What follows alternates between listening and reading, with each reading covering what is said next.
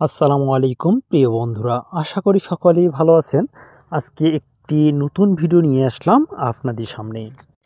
NTRC নিবন্ধনকৃত চাকরি প্রত্যাশীরা যেভাবে প্রতিষ্ঠানের তথ্য খুঁজবেন, যারা 18তম নিবন্ধনে ভাইবা পরীক্ষা উত্তীর্ণ হয়েছে, মূলত তাদের জন্য ভিডিওটি। এছাড়া 19তম, 20তম বা 21তম নিবন্ধনধারী যারা থাকবেন তাদের জন্য এই ভিডিওটি খুবই গুরুত্বপূর্ণ।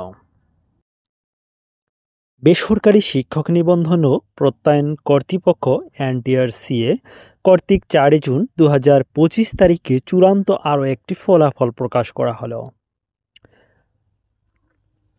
অষ্টাদশ শিক্ষক নিবন্ধন পরীক্ষা 2023-এর ভাইবা পরীক্ষায় অংশগ্রহণকারী প্রার্থীদের মধ্যে চূড়ান্তভাবে 60,521 জন পরীক্ষার্থী উত্তীর্ণ হয়েছেন।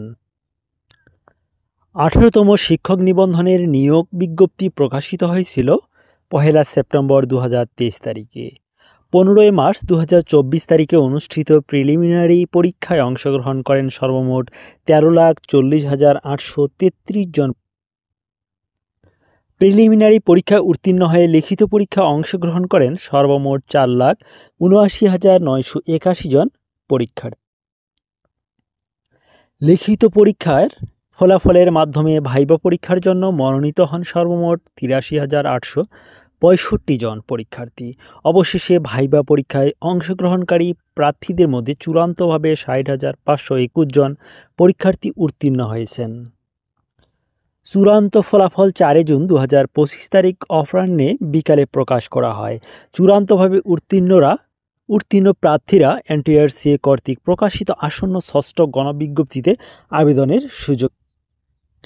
প্রার্থীরা এনটিআরসির ওয়েবসাইট থেকে আবেদন সম্পর্কিত সকল তথ্য পাবেন। প্রার্থীদের একটি আবেদনে 40টি প্রতিষ্ঠান চয়েস দেওয়ার সুযোগ দেওয়া হয়। বেসরকারি শিক্ষা প্রতিষ্ঠানের শিক্ষকদের বদলি প্রক্রিয়া এখন পর্যন্ত কার্যকর নয়। 40টি শিক্ষা প্রতিষ্ঠানে আবেদনের জন্য আপনাদের আবেদন ফি লাগবে মাত্র 1,000 টাকা। যে প্রতিষ্ঠানে নিয়োগ পাবেন তাকে সেই প্রতিষ্ঠানেই চাকরি করতে হবে দীর্ঘদিন। তবে এনটিআরসিএ কর্তৃক নিয়োগপ্রাপ্ত শিক্ষকদের বদলি কার্যক্রম দ্রুতই শুরু হতে পারে।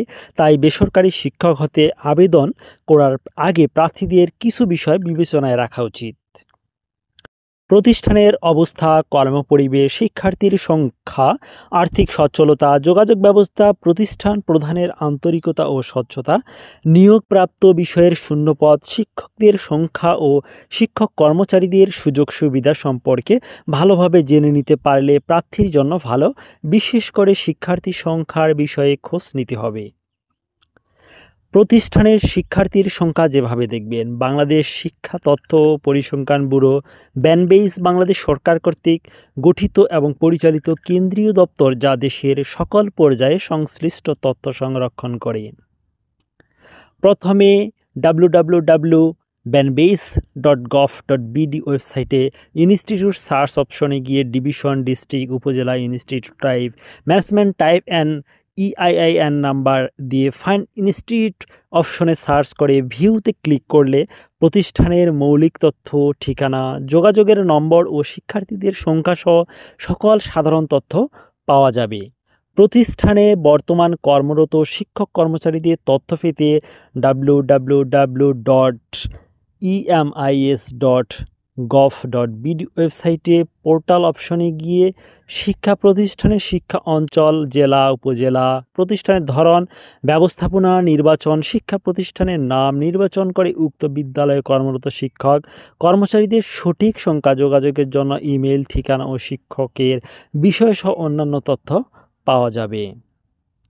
বাংলাদেশের সকল বোর্ডের অন্তর্ভুক্ত প্রতিষ্ঠানসমূহের সকল পাবলিক পরীক্ষার ফলাফল জানার জন্য নিম্নের ঠিকানাগুলো আপনারা সার্চ করতে পারেন। প্রিয় বন্ধুরা, অবশ্যই আপনারা যে প্রতিষ্ঠানগুলোতে চয়েস দিবেন, চয়েস লিস্ট তৈরি করবেন, তার আগে অবশ্যই আপনারা সে প্রতিষ্ঠানগুলো কমপক্ষে 10টি প্রতিষ্ঠান, প্রথম 10টি প্রতিষ্ঠানে গিয়ে খোঁজখবর নিয়ে তারপরে আপনারা চয়েস লিস্ট ঠিক করবেন। এখানে আপনাদের স্কুলের ধরন, স্কুল কেমন, বা সুযোগ সুবিধা কেমন, যাতায়াত কেমন, এছাড়া স্টুডেন্ট সংখ্যা কেমন, এটা খুবই গুরুত্বপূর্ণ যে স্টুডেন্ট সংখ্যাটা কেমন, এগুলো আপনারা দেখবেন। দেখার পরে আপনারা 1 2 3 4 এভাবে সিরিয়াল করবেন, যে স্কুলগুলো ভালো সেগুলো 1 নাম্বার পজিশন, তারপরে দ্বিতীয়, তারপর তৃতীয়, এভাবে দিবেন। এমনটা যেন না হয় যে প্রথমটার থেকে দ্বিতীয়টা ভালো বা দ্বিতীয়টার থেকে তৃতীয়টা ভালো, এমনটা যেন না হয়। সেজন্য একটু খোঁজখবর নিয়ে তারপর চয়েস লিস্ট ঠিক করবেন। ভালো থাকুন, সুস্থ থাকুন, আর অবশ্যই চ্যানেলটি সাবস্ক্রাইব করবেন এবং পেজটিতে ফলো দিয়ে সাথেই থাকবেন। 19তম নিবন্ধন সার্কুলার দ্রুতই আসতে যাচ্ছে। এদিকে আপনারা সমাজসেবা অধিদপ্তরে যারা সমাজকর্মী পদে অ্যাপ্লিকেশন করেছেন তারাও পরীক্ষা দ্রুত সময় পেয়ে যাবেন। খাদ্য অধিদপ্তরের পরীক্ষাও সামনে আসতেছে। এছাড়া স্টেশন মাস্টার, সহকারী স্টেশন মাস্টারের পরীক্ষাও কিন্তু সামনে। সেজন্য অবশ্যই ভালোভাবে প্রস্তুতি নেওয়া শুরু করুন। ভালো থাকুন, সুস্থ থাকুন, আর অবশ্যই চ্যানেলটি সাবস্ক্রাইব করুন। আসসালামু আলাইকুম ওয়া রাহমাতুল্লাহি ওয়া বারাকাতুহু।